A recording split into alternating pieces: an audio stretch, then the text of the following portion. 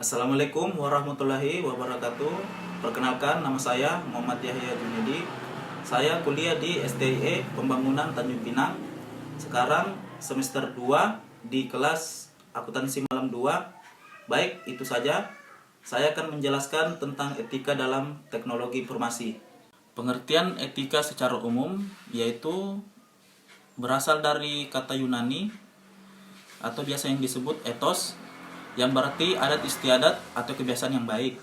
Kemudian menurut Kamus Besar Bahasa Indonesia terdiri dari 3 pengertian, yaitu yang pertama ilmu tentang apa yang baik dan buruk, tentang hak dan kewajiban moral. Kemudian yang kedua, kumpulan asas atau nilai yang berkenan dengan akhlak. Ketiga, nilai mengenai benar dan salah yang dianut masyarakat. Pada perkembangannya, etika telah menjadi sebuah studi yang merupakan studi tentang kebenaran dan ketidakbenaran berdasarkan konsep manusia yang diwujudkan melalui kehendak manusia dalam perbuatannya.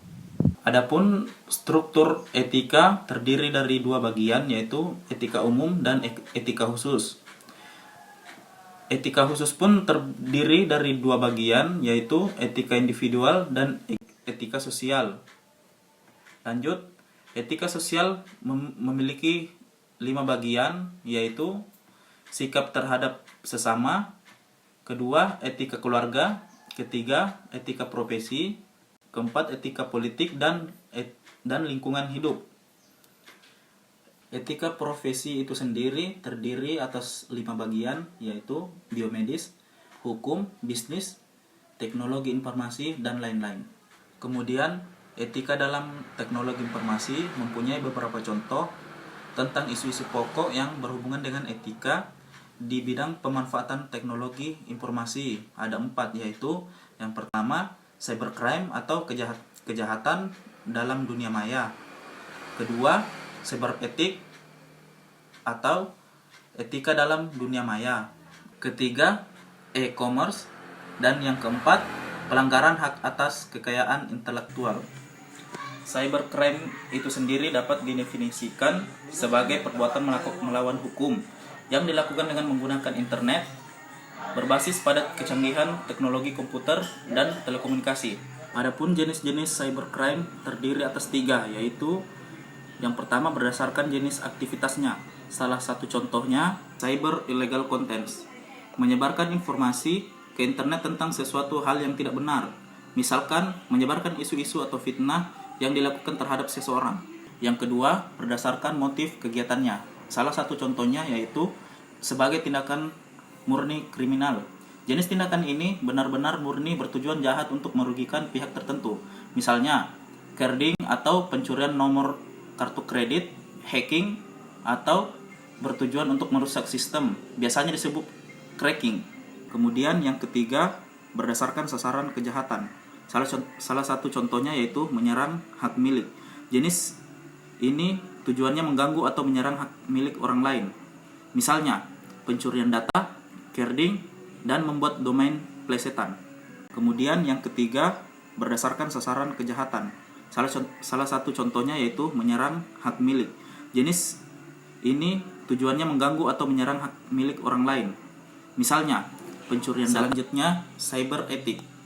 Terdapat beberapa alasan diperlukannya etika berinternet. Yang pertama, pengguna internet berasal dari berbagai negara, bahasa, budaya, dan adat istiadat yang berbeda-beda. Kedua, pengguna internet merupakan orang-orang yang hidup dalam dunia yang tidak mengharuskan pernyataan identitas asli dalam berinteraksi. Kemudian yang ketiga, berbagai macam fasilitas dalam internet memungkinkan seseorang untuk bertindak tidak etis. Kemudian e-commerce. Secara garis besar, e-commerce adalah sistem perdagangan yang menggunakan media elektronik.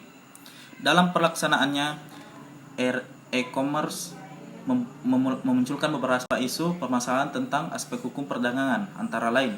Yang pertama, prinsip yuridikasi dalam transaksi. Kedua, kontrak dalam transaksi elektronik. 3, perlindungan konsumen. 4, permasalahan pajak. Dan 5, pemalsuan tanda tangan digital. Terakhir, pelanggaran atas hak kekayaan intelektual. Hak cipta adalah hak eksklusif bagi pencipta atau penerima hak untuk mengumumkan atau memperbanyak ciptaannya atau memberikan izin untuk itu dengan tidak mengurangi pembatasan menurut peraturan perundang-undangan yang berlaku. 5 macam pelanggaran hak cipta. Bentuk pembajakan perangkat lunak antara lain: yang pertama, memasukkan perangkat lunak ilegal ke hard disk; kedua, shoplifting; ketiga, penjualan perangkat lunak ilegal; keempat, penyewaan perangkat lunak ilegal; terakhir, download ilegal. Mungkin itu saja yang bisa saya jelaskan. Lebih dan kurangnya mohon dimaafkan. Terima kasih atas perhatiannya. Assalamualaikum warahmatullahi wabarakatuh.